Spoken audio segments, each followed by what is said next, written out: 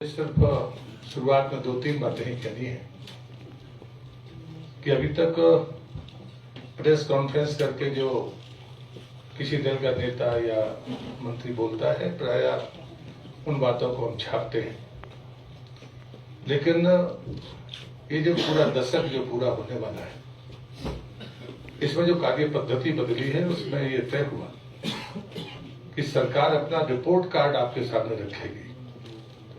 ये press conference नहीं है। जो हमने 9 वर्षों में किया, जो हमारा रोड मैप था जिसको हमने अचीव किया, उससे कई जगह ज्यादा बेहतर करने का काम किया, वो एक बार देश के सामने आना चाहिए। अभी 1 वर्ष और बचा है, इसमें चीजें और सीख लेंगी और उसके बाद में फिर 2024 का चुनाव होगा।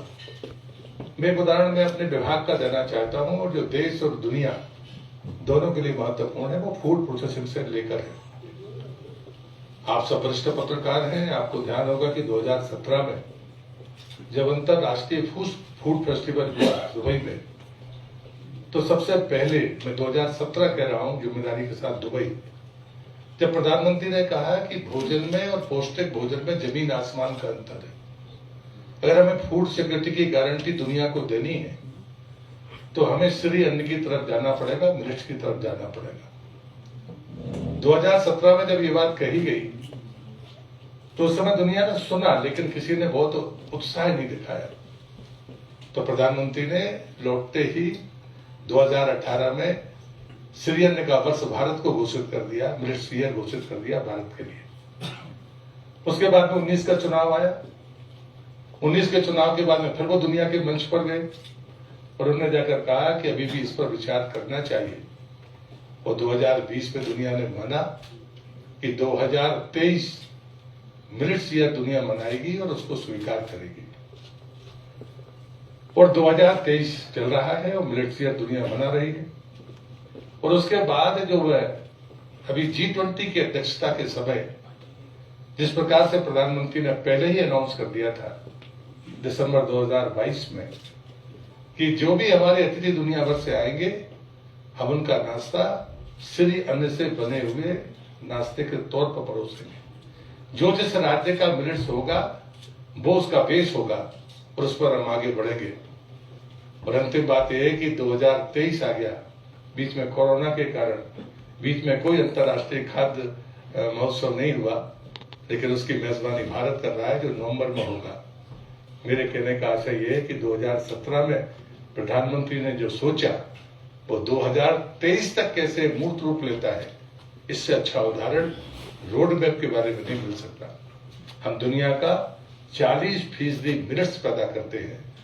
दुनिया का जो बाजार है, जो मांग है, उसमें हमारी उपस्थिति होनी चाहिए। और उसके लिए मेरे जैसे इस विभाग में PLI स्कीम लाई गई जिसमें 10,000 करोड़ दिए गए और तय किया गया कि भारतीय कंपनियां, भारतीय उद्योगपति जो फूड प्रोसेसिंग के क्षेत्र में हैं, उनको दुनिया में जाकर अपना मुकाम हासिल करना पड़ेगा। और उनके सामने जो चुनौतियां हैं मार्केटिंग की, ब्रांडिंग की, उन सब के लिए सरकार काम करेगी। इसके मैं विस्तार में जाना नहीं चाहता। मैंने आपको एक उदाहरण दिया है। और दूसरा उदाहरण था जब उन्हें आजादी के 75 वर्ष के लिए जब प्रधानमंत्री ने कहा था कि हम जब आजादी के 75 वर्ष होंगे तो भारत कैसा होगा, तब जो राजनीतिक दलों ने टिप्पणियां की थी कि 2019 का चुनाव है और ये 2024 की और 23 की बातें कर रहे हैं। मित्रों, ये जो फर्क है, ये रोड मैप और रोड मैप की सफलता और जो विजन है, उस रोड मैप को बताने के लिए मैं आपके बीच में आया हूं। और इसलिए मैं इस काम को शुरू करता हूं और मुझे लगता है कि जो हमारी स्लाइड्स होंगी वो कमोवेश आपको संदेश देंगी। मुझे कम से कम बोलना पड़ेगा, मुझे ऐसा विश्वास है। उसमें कोई चीज ऐसी अधूरी नहीं है जो मुझे उस पर एड ऑन करनी पड़े, लेकिन कुछ जो बीच में मुझे लगेगा तो मैं उसको जोड़ता जाऊंगा। मैं निवेदन करूंगा कि हमारी ये बात शुरू हो, क्योंकि ये 9 वर्ष सेवा के हैं, सुशासन के और गरीब कल्याण के हैं। ये हमारी थीम रही है काम करने की। और कल भी जब प्रधानमंत्री जी ने नई लोकसभा का लोकार्पण किया तो उन्होंने यही कहा है कि नूतन और पुरातन तकनीक के साथ में हम विकास को कैसे गति देंगे। गति के साथ में प्रगति का ये मॉडल, ये 9 साल है वो मैं आपके सामने प्रस्तुत करना चाहता हूँ। मैं चाहूंगा कि शुरू करें। नेक्स्ट। करीब 80 करोड़ लोगों को खाद्यान्न दिया गया, जो अभी भी निरंतर जारी है। ये जिम्मेदारी दुनिया की परिस्थितियों से हम किसी भी दुनिया के देश से कंपेयर करेंगे तो भारत ट्रांसफर स्कीम हुआ है, उससे जो अंतर आया उसका आकलन आप भी कर सकते हैं और हर पढ़ा लिखा नौजवान इस बात को महसूस भी करता है। बिना भेदभाव के जो स्वदेशी वैक्सीन बनी और आज दुनिया में लगभग 50 देशों को हमने वैक्सीन दी, लोगों ने इंतजार किया, हमने बनाई भी, वैक्सीनेशन भी किया और उसको एक्सपोर्ट भी किया, हमने दुनिया को दिया भी है। ये सबसे मुझे लगता है कि हमें ध्यान में रखना होगा ये आंकड़ा कि 3.5 करोड़ लोगों को प्रधानमंत्री आवास मिले हैं। उसके पहले जो थे उससे कंपेयर करने के लिए आपके पास में आंकड़े हो सकते हैं, लेकिन आगे जो चीजें आएंगी वो उससे कोरिलेटेड होगी। शौचालय 11 करोड़ 72 लाख। स्वच्छता अभियान के तहत जब गांधी जी की 150वीं जयंती का मौका आया था तब प्रधानमंत्री ने कहा था, और वो 19 के बाद थी, तब उन्होंने कहा था कि गांधी को स्वच्छता पसंद है, क्या स्वच्छ भारत हम उनके चरणों में अर्पित कर सकते हैं। इस पर भी लोगों ने टिप्पणियां की थी, लेकिन ये आंकड़ा है, इस आंकड़ा ने बताया कि इनको ऑपरेशनल बनाने के लिए तब चिंता नहीं हुई थी, नेक्स्ट स्लाइड में वो आएगी। लेकिन हमने अगर 3.5 करोड़ घर बनाए तो उसमें 11 करोड़ 72 लाख शौचालय बनाए। आगे की स्लाइड इससे रिलेटेड होगी, वो जरूर आप देखो। नेक्स्ट। ये आंकड़ा है कि उस समय जब स्वच्छता अभियान शुरू हुआ था तो 39% था, आज वो 100% है शौचालय। थोड़ा पीछे करिए नरियल वाली। ये आंकड़ा महत्वपूर्ण है। अभी हमने पिछले ही महीने 12 करोड़ परिवारों को नरियल कनेक्शन पहुंचाए हैं।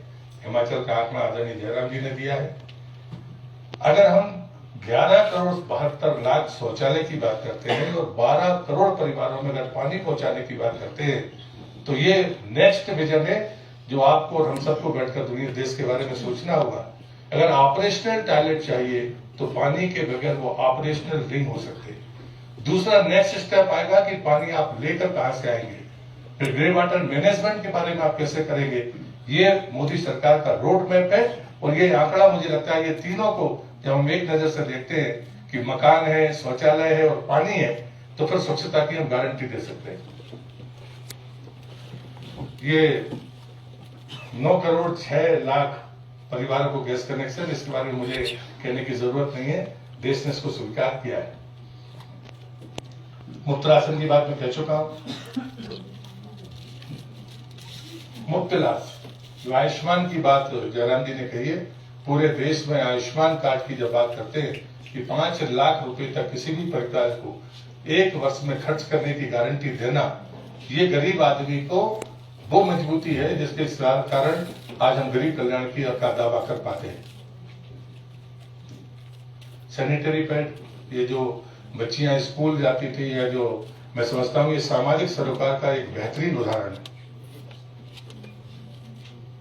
जनौषधि केंद्र, इसकी संख्या के बारे में पहले कभी बहुत प्रचार नहीं हुआ था, लेकिन जहां जहां पर भी मंत्री या कोई जनप्रतिनिधि गए हैं या आप भी जाएंगे तो मुझे लगता है कि ये जो अनुभव है कि बाजार में जो दवाइयां मिलती हैं उसका कई बार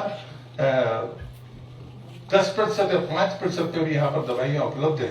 और जो पेंशनधारी हैं, जो वृद्ध लोग हैं, उनके लिए ये एक मिसाल के तौर पर है जिसने बड़ा संबल दिया है।